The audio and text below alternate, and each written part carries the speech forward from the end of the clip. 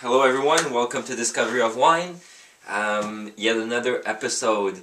I wanted to come back on something I said a couple of days ago about not listening to the critics, and I think it might have come off in a different way than what I actually meant. So let me clarify this point, and this will be our episode for today. Basically what I said was that don't listen to the critics, only follow your palate.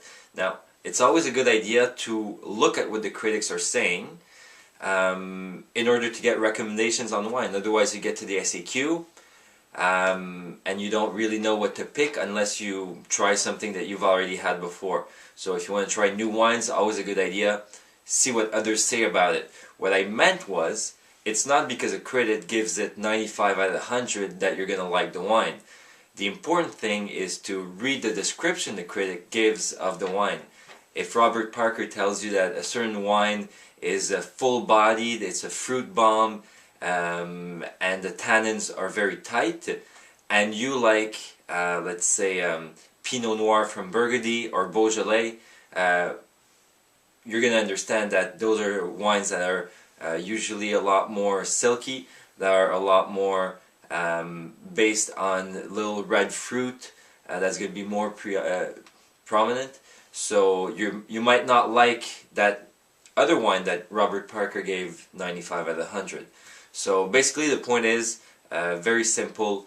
Look at what the others are saying to get recommendations, but don't follow blindly the recommendation from somebody else, especially if you're only looking at how they rated the wine and not how they described it. Now, an example of this, there's a wine critic that I usually like the same wines that he does, Jacques Benoit from La Presse. I get the La Presse in the mail every day, so obviously when there's an article on wine I read it.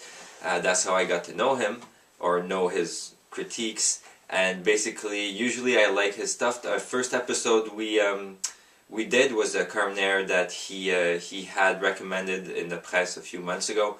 But there's also wines that he's recommended in the past that I didn't like. There was a Lebanese wine, Vallée de la Becca Messiah Classic, which I thought smelled like barnyard. Smelled like, you know, horse poop. And I found that, I wouldn't say repulsive. Well, actually it was repulsive. The first hour I opened it, it was so overbearing, the smell. After a while it toned down, but still, I didn't like it, and even to the taste there was sort of that aspect of the same, it tasted like it smelled basically. So I didn't like it, but doesn't mean that I'm gonna like or dislike the next one he recommends.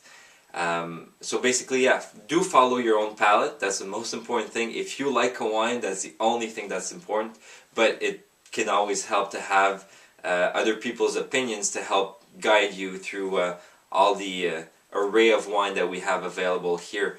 So I'm doing another episode in a couple of minutes. I'm going to taste another wine recommended by Jacques Benoit, and so we'll take a look at that in a few minutes. So thank you, and have a good day.